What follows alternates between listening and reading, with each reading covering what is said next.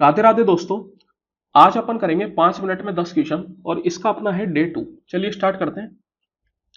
पहला क्वेश्चन है कि सिलेंडर और कोन का रेडियस और हाइट सेम है, तो पूछा गया है कि इनके वॉल्यूम का रेशियो क्या होगा।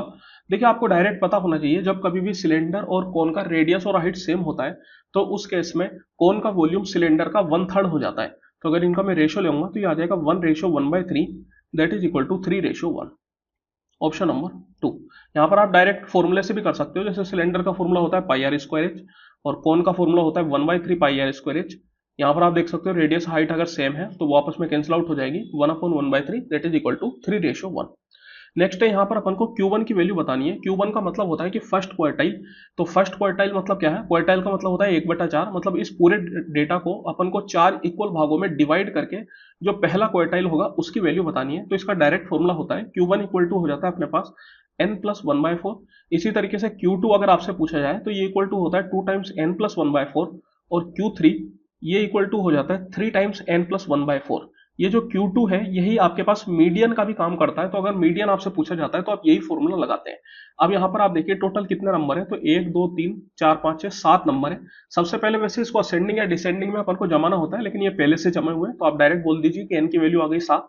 n अगर मैं 7 डालूंगा तो 7+1 8, 8/4 दैट इज इक्वल टू 2। मतलब सेकंड वाला टर्म कौन सा है? 7। तो यही अपना आंसर हो जाएगा। नेक्स्ट है यहाँ पर ट्राइंगल एबीसी में बोला जा रहा है कि एंगल ए 90 डिग्री है।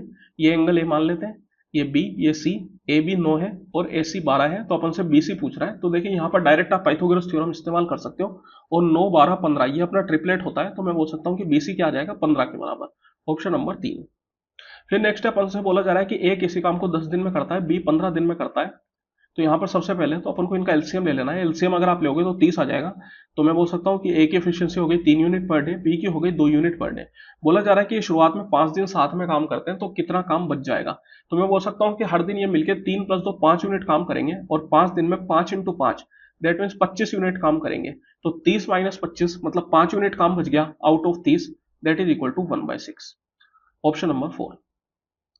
नेक्स्ट चले तो यहाँ पर अपन से इन दोनों के बीच में डिस्टेंस पूछ रहा है। तो देखिए जब कभी भी आपसे x1 y1 और x2 y2 के बीच में डिस्टेंस पूछे तो इसका डायरेक्ट फॉर्मूला होता है, डिस्टेंस फॉर्मूला ये हो जाता है x2 - x1 का whole square plus y2 - y1 का होल स्क्वायर। यहाँ पर अगर आप देखेंगे तो x2 हो गया अपने पास -1, तो -1 - 3 का होल स्क्वायर प्लस 2 और माइनस ऑफ -4 करेंगे तो +4 हो जाएगा, तो +4 का होल स्क्वायर। तो -3 और -1 -4, -4 का स्क्वायर 16 और 2 और 4 6, 6 का स्क्वायर 36, 16 + 36 हो गया 52। तो ये बन गया स्क्वायर रूट 52। Option number 2। आगे चलते हैं। बोला जा रहा है कि एक 100 स्टूडेंट्स का ग्रुप है, इसमें 60 लोग मैथ को लाइक करते हैं, 45 लोग इंग्लिश को और 25 लोग दोनों चीजों को लाइक करते हैं। तो यहाँ पर अपन वेन डायग्राम बना सकते हैं। तो देखिए वेन डायग्राम कैसे बनेगा, ये मान लेते हैं कि अपना मैथ हो गया और ये हो गया अपना इंग्लिश।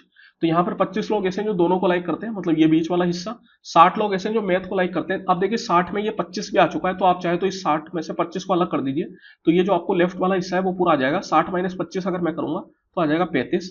सेम तरीके से इंग्लिश में ये दोनों वाले भी आ चुके हैं 25, तो इनको हटाना पड़ेगा। 45 - 25 अगर आप करोगे तो ये आ जाएगा 20।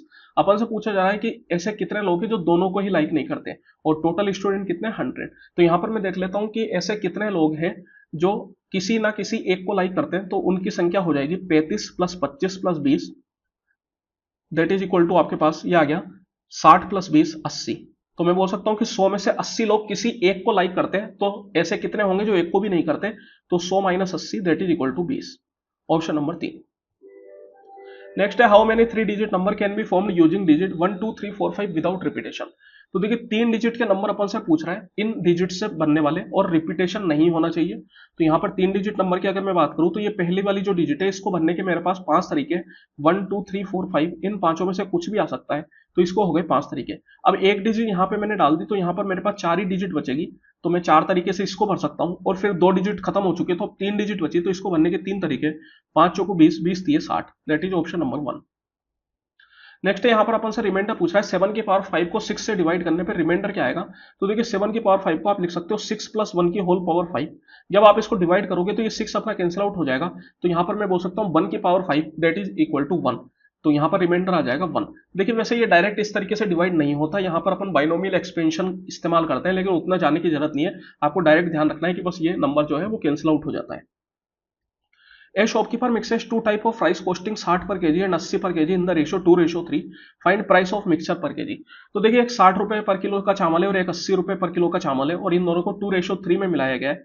तो यहाँ पे मैं बोल सकता हूँ कि अगर मैं मान लूँ कि पहला वाला चावल 2 किलो है और दूसरा वाला 3 किलो, तो मैं बोल सकता हूँ 60 दूनी 120, ये हो जाएगा अपने पास 2 किलो चावल का रेट, फिर 80 दिए 240, ये हो गया 3 किलो चावल का रेट, डिवाइड बाय टोटल चावल से अगर इसको डिवाइड करेंगे तो मिक्सचर पर केजी आ जाएगा 2 + 3 5, 5 से आप इसको डिवाइड कर दीजिए तो ये आ गया 360/5, दैट इज इक्वल टू 72, तो 72 रुपीज पर केजी। नेक्स्ट है ए जो है 900 रुपए इन्वेस्ट करता है 6 महीने के लिए, तो ए और बी का रेशियो यहाँ पर अपन लेंगे। ए ने 6 महीने के लिए 900 किया तो 900 इंटू 6 ये हो गया इसका टोटल इन्वेस्टमेंट। फिर बी ने 600 रुपए किया 8 महीने के लिए तो बी का हो गया 600 इंटू 8। यहाँ पर अपन से इनके प्रॉफिट का रेशियो पूछ रहा है, तो देखिए प्रॉफिट का रेशियो वही होता है जो उनके इन्वेस्टमेंट का रेशियो हो, तो यहाँ पर इनके इन्वेस्टमेंट का रेशियो लेना है, ये कैंसिल आउट हो जाएगा, 6 से 6 चला गया तो 9:8, तो ये हो गया इनके प्रॉफिट का रेशियो, ऑप्शन नंबर 4।